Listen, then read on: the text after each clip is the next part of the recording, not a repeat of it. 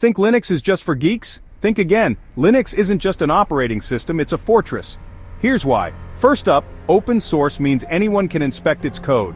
Bugs, found and squashed quicker than you can say, cyber attack. Compare that to closed systems where vulnerabilities can lurk in the shadows for years. Next, customization. Linux lets you tweak it to your heart's content. Want to lock down your network tighter than Fort Knox? Linux lets you do that with ease. Now let's talk about permissions. Linux has a robust user permission system. Basically, even if malware sneaks in, it can't just wreak havoc without the proper permissions. Think of it as a bouncer for your data. Oh, and software updates, they're a breeze, no more waiting for Patch Tuesday. Linux distributions often update daily, keeping you ahead of the bad guys. And here's the kicker, it's free.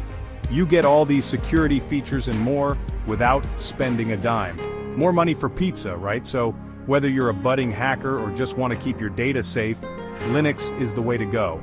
It's powerful, it's customizable, and it's secure.